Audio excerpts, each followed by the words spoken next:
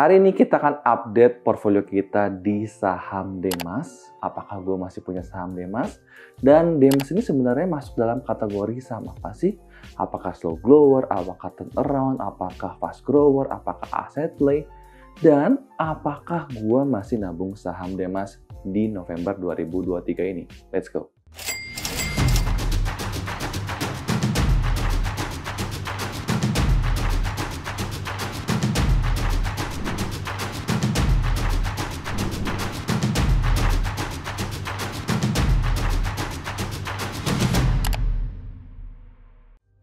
Halo, salam kenal, nama gue Yusuf Arif Indonesia. Buat kalian yang baru pertama kali main ke channel ini, welcome to our channel. Di channel ini gue bisa share tentang masalah saham, tentang investasi, tentang properti, maupun seputar tentang bisnis. Nah, gue itu sebenarnya udah punya saham Demas di portfolio utama gue dari 2 tahun yang lalu. Dan sebenarnya kalau kalian ngikutin gue udah cukup lama, di 2 tahun yang lalu gue sempat visit juga, main langsung ke kota di Tamas. Gue pengen tahu sebenarnya daerah di mana, perkembangan mereka seperti apa. Dan kebetulan di Oktober 2023, beberapa hari yang lalu, gue main lagi ke kota Tamas. Gue pengen lihat secara fisik, bukan dari public expose, bukan dari laporan keuangan, sebenarnya kota Tamas ini apakah ada perkembangannya seperti apa. Dan langsung aja kita ke topik kita yang pertama. Sebenarnya Demas ini masuk dalam kategori saham apa sih? Apakah slow grower, turnaround, asset play, atau jangan-jangan fast grower? Jawabannya, Demas itu menurut gue pribadi masuk dalam kategori slow grower. Terus langsung dong orang pasti bilang, Suf, ngapain lu beli saham kategori slow grower? Nah, menurut gue ada strateginya. Nah, di mana menurut gue punya saham Wismillah yang itu menurut gue adalah striker. Kalau misalkan kita di lapangan bola, jadi dia yang attack, mungkin capital gain-nya bisa besar gitu ya. Tapi gue juga punya saham Demas yang menurut gue ini adalah saham defender. Jadi gue bakal cenderung lebih aman kalau gue punya saham defender. Dan terbukti dalam 2 tahun terakhir walaupun harganya turun, gue bisa mendapatkan dividen dan sebenarnya gue masih untung dari dividennya walaupun sebenarnya dari capital gain-nya gue masih minus. Jadi sebenarnya ini adalah saham slow grower dan kita membuktikan di laporan keuangannya. Demas ini sudah merilis laporan keuangan mereka di kuartal 3 2023 dan kita lihat sekilas ya tidak menarik ya atau tidak bagus tepatnya. Di mana pendapatan dia hanya 15 miliar saja dan kalau kita dibandingkan dengan kuartal-kuartal sebelumnya di 2021 atau 2022 itu nggak pernah ada sejelek ini 15 miliar saja. Dan tentunya laba bersihnya langsung drop juga hanya ke 8 miliar doang. Dan banyak orang yang bilang, wah ini jelek dong. Iya benar, kalau kalian tidak mendalaminya. Tapi kalau kita lihat lebih dalam lagi, sebenarnya ada news ya di balik itu dan kita bisa lihat di mana Demas sendiri yang merilisnya, kita bacakan. Penurunan pencatatan pendapatan di periode 9 bulan pertama tahun 2023 disebabkan karena masih adanya backlog penjualan yang belum dicatatkan sebagai pendapatan. Pada periode 9 bulan pertama tahun 2023, perusahaan telah meraih marketing sales 1,37 triliun rupiah. Di mana sebagian besar marketing sales tersebut belum dibukukan pada pendapatan usaha periode yang sekarang.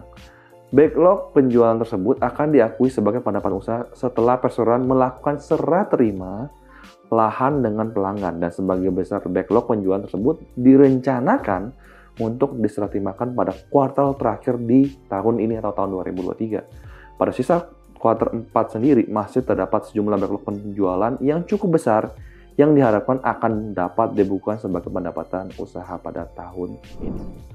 Mungkin banyak yang belum tahu tentang PSAK 72, di mana di kontraktor, di sektor properti, ya itu semuanya sudah berubah pencatatan akuntansinya. Di mana tadi kita baca marketing sales itu, di mana Demas itu menjual tanahnya ke para pembeli. Tetapi itu belum dimasukkan ke laporan laba rugi. Tetapi setelah Demas ya atau misalkan BSD atau Pakuwon atau properti lainnya atau misalkan seperti kontraktor seperti TOTL, nah mereka itu baru diakui di laporan laba rugi setelah mereka serah terima kepada customer-nya. Jadi memang ada sedikit delay kali ini dan kemungkinan besar di kuartal 4 ya harapannya itu bisa lebih bagus. Lalu kenapa ya kita tahu ya sebenarnya nanti pendapatannya akan masuk di kuartal 4 2023, kenapa saya masih bilang ini saham slow grower? Ya karena nanti ya ujung-ujungnya kita lihat ya tidak akan terlalu beda dengan tahun 2021 maupun tahun 2022 menurut saya pribadi. Jadi ya tidak ada ekspektasi yang terlalu tinggi menurut saya tentang DMAS ini. Kan saya udah bilang ini saham defender, jangan expect terlalu banyak. Dan ini juga dibuktikan setelah saya visit langsung ke kota Detamas. Nah, dalam 2 tahun terakhir ini, kita lihat pas saya ke sana, ya keluar tol gitu ya. Sedikit ada perubahan, jalanan sedang diperbaiki. Lalu dari bundaran itu kita mau nggak mau ke arah kiri. Lalu kita lihat di situ ada Ion Mall terbesar se-Asia Tenggara yang nanti akan launching pada 2024. Nah, kalau lihat dari luarnya sih kelihatan udah jadi banget ya. Tetapi di jalan ada Ion Mall itu saya bisa bilang sangat-sangat sepi. Di saat saya jalan, itu hampir tidak ada mobil pribadi, hanya ada beberapa truk doang, ya. Dan itu menurut saya, kalau saya mungkin udah beberapa ke Ion Mall, ya misalkan Ion Mall BSD rame, ya kalau misalkan ke Ion yang di Jakarta Timur, ya itu masih lumayan. Ion Mall di Sentul, ya lumayan juga. Walaupun Sentul kan sebenarnya kita bisa bilang ya tidak agak jauh dari Jakarta. Nah, bagaimana dengan Ion Mall di Kota Detamas ini? Nah, saya nggak tahu ya. Kebetulan waktu itu saya pergi lagi pandemi, sekarang pergi lagi weekend. Ini kan Detamas ini kan sebenarnya daerah pabrik gitu ya. Tapi kok di weekend ini juga nggak ada orangnya. Jadi saya sebenarnya bingung nanti. Ya saya mengkhawatirkan itu jangan-jangan Ion Mall di sana nanti tidak terlalu ramai. Ya mungkin justru kebalikannya ya. Justru pingin ya supaya orang lebih ke sana, supaya nanti Kota Detamas lebih ramai. Cuma kalau lihat sekarang, ya hanya pembangunan di Ion Mall saja yang bagus, tapi traffic-nya itu tidak ada. Ya, nanti kalau kalian bisa main ke sana, buktikan sendiri. Ya, atau mungkin kalian bisa komen yang kerja di sana sehari-hari, apakah sebenarnya memang weekend sepi, hari biasa rame gitu ya. Tapi ya dari dulu saya pernah bilang di video sebelumnya itu kalau di seberangnya Ion Mall itu banyak sekali ruko-ruko yang sudah ruko lama, itu juga sangat sepi sekali. Nah, lalu setelah itu saya ke boulevardnya, ya, dan di situ adalah area komersial. Area komersial ini, ya saya sempat bikin video sebelumnya tahun 2021, itu sudah ada McDonald, ya sudah ada Starbucks, dan kali ini ya mitra keluarga rumah sakit itu sudah jadi. Karena waktu itu baru hanya berupa pelang. Kalau di sini akan dibangun rumah sakit mitra keluarga. Tapi sekarang rumah sakit mitra keluarga sudah jadi. Cuman sayangnya itu mobilnya tidak banyak. Masih sepi sekali. Beda banget mungkin dengan mitra keluarga di Kemayoran atau mitra keluarga di tempat lainnya. Dan kalau lihat sekilas juga, Starbucks dan McDonald's di situ juga tidak terlalu ramai. Padahal mereka kan biasanya di mana-mana itu cenderung cukup ramai gitu ya. Nah, di situ juga, tapi di area komersial sudah ada beberapa yang bangun juga, misalkan seperti showroom mobil, misalkan itu juga ada Riches Factory yang sudah buka walaupun memang tidak ramai. Dan juga ada pelang, yaitu deretan mitra keluarga, itu juga ada pelang kalau akan dibangun rumah sakit Eko Hospital. Dimana kita tahu Eko Hospital ini dari Sinarmas juga, dan sudah ada di BSD. Nah, jadi mereka juga akan bangun nantinya, saya nggak tahu kapan jadinya, tapi di area komersial ini berharapnya nanti akan lebih ramai lagi. Nah, setelah area komersial, saya jalan lurus terus, itu masuk daerah industrinya mereka ya, daerah pabrik. Lurus itu nggak jauh, di sebelah kiri itu ada pabrik wuling di Indonesia. Saya lihat ke sana itu banyak banget yang mobil wuling REV warna kuning dan mobil-mobil lainnya. Kan kalau kuning lebih gampang eye-catching gitu ya. Nah, pas banget di pabrik wuling itu, seberang itu adalah pabrik Suzuki di Indonesia. Nah, saya nggak mampir ke Hyundai, cuman ya saya bilang di situ cukup sepi, tidak terlalu banyak traffic. Yang lagi-lagi, ya kalau menurut saya sendiri, ya harus dibandingkan dengan beberapa area yang saya pernah pergi. Misalkan ya, saya pernah ke beberapa, kita ngomong sama-sama properti, cuman mungkin nggak apple to apple. Kalau apple to apple mungkin harus bandingin dengan BES, dengan Kija ya. Cuma saya nggak pernah ke dua area tersebut. Cuma kalau saya bandingin dengan mungkin Pani gitu ya, yang di Pik 2, tiba-tiba, wah kok ini udah bangun ini gitu kan. Trafficnya rame banget, tapi memang mereka kan bukan industri. Mereka lebih ke penghuni gitu ya. Nah, tapi juga beda dengan BSDE yang terus dengan penghuni yang makin lama makin banyak, daerah yang makin rame. Nah, beda banget dengan Demas ini yang sampai sekarang masih sepi. Jadi kalau kita lihat Pani ini fast grower, harga sahamnya naik karena pembangunan memang banyak, lahannya yang diakuisisi juga banyak. Beda dengan Demas yang mungkin stok lahan industri ini cuma bisa sampai 5-6 tahun ke depan, ya. Dan ya pembangunan juga pelan gitu ya. Memang ada perkembangan cuman cukup pelan. Jadi saya mengkategorikan Demas ini di saham slow grower. Part 2. Kenapa saya masih nabung saham Demas? Ya, yang pertama jawabannya adalah itu adalah saham Defender. Saya sudah mendapatkan dividen beberapa kali dan kita akan bahas apakah masih memungkinkan Demas ini membagikan dividen di akhir tahun 2023 ini. Mari kita lihat ke neraca di Demas. Di mana di kuartal 2 2023, Demas itu waktu itu masih punya dana 1,39 triliun rupiah. Lalu Demas membagikan dividen, kalau kita bisa lihat di sini. Ya di sini saya menggunakan aplikasi Stockbit, di mana per tanggal pembayaran di 14 Juli 2023. Jadi udah masuk kuartal 3. Otomatis kita bisa lihat ya, di kuartal 3 2023 kas dan setara kasnya ini berkurang menjadi 949 miliar karena duit ini dibagikan untuk dividen.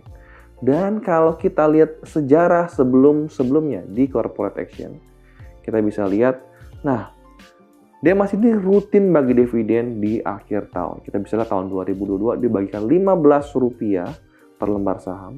Lalu kita bisa lihat di Desember 2021 Rp12 per lembar saham. 2020 bagikan juga ya Rp25 per lembar saham. Desember juga bagikan lagi Rp21 2019 dan 2018, 17, 16 itu tidak bagikan di akhir tahun. Jadi ya kalau kita lihat beberapa akhir tahun terakhir itu mereka membagikan sekitar Rp10 per lembar saham di akhir tahun. Nah, kalau kita bayangin ya, Rp10 per lembar saham ini kurang lebih mungkin sekitar 400 miliaran. Dan kalau dana yang dipunyain oleh Demas, kita bisa lihat terakhir ini di 900 miliar. Ya. 949 miliar. Ini sangat mungkin sekali mereka masih membagikan dividen. Karena setelah mereka bagi dividen, mungkin dana mereka sekitar menjadi 500 miliar. Dan apalagi nanti kalau di kuartal 4 sudah banyak yang serah terima, mereka sudah dapat dana lagi. Jadi kas ini akan bertambah karena dari dana dari customer dan juga akan berkurang nanti karena pembagian dividen ya. Jadi ya kita bisa lihat dulu Demas juga pernah punya uang sekitar 700 miliar, 600 miliar, yaitu gara-gara mereka habis setelah mereka bagikan dividen. Jadi ya kalau kita hitung sekarang Demas di harga Rp170 per harga sekarang Demas di Rp170, maka kita coba menggunakan kalkulator. Apakah masih menarik kalau kita Rp10 per lembar saham nanti yang kita dapat dividen dan kita hargakan harga sekarang, maka kita bisa lihat kita akan mendapatkan kurang lebih dividen sekitar 5,88%. Dan ini cukup pendek menurut saya jangka waktunya karena jangka waktunya itu akan dibagikan mungkin di akhir tahun, di bulan Desember. Jadi nggak sampai 2 bulan, kita dapat 5,88%. Menurut kalian menarik nggak? Kalau menurut saya sih cukup menarik. Karena kalau kita taruh deposito, itu kan benar sama juga, sekitar 5-6%. Cuman, itu menggunakan waktu 1 tahun. Ini cuma butuh 2 bulan. Tapi mau reminder, kalau tugas investor utama itu adalah meminimalkan kita punya resiko. Jadi menurut saya, ya kan kita bisa lihat berapa akhir ini ESG itu turun. Ya, jadi mungkin aja harga saham Demas turun, bisa jadi. Itu adalah resiko pertamanya. Yang resiko kedua adalah Demas mungkin aja tidak bagikan dividen. Mungkin uang itu buat membeli lahan lagi. Mereka punya rencana seperti itu. Kapan belinya kita nggak tahu. Jadi mungkin aja dananya itu tidak jadi bagi dividen. Ternyata ya lalu mereka membeli lahannya. Itu adalah resiko yang harus ditanggung. Tapi menurut saya ya karena ini kategori saham slower, kalau tidak dibagi dividen tahun ini ya tahun depan baru bagiin. Ya lebih lama aja. Itu sih resiko yang menurut saya masih bisa terima. Patri, kalian bisa lihat sekarang kondisi saya masih minus 2%-an. Dan kalian juga bisa lihat di sebelah sini kalau per 1 Oktober kemarin saya masih menambah untuk menabung saham di Demas. Tapi disclaimer sekali lagi, kalau ini bukan video ajakan beli maupun ajakan jual. Dan kalian juga bisa lihat kalau saya sendiri saya masih minus di saham Demas. Tapi mudah-mudahan video ini bisa memberikan insight buat kalian di saham Demas. Sampai ketemu di video berikutnya. Salam cuan dan bye-bye.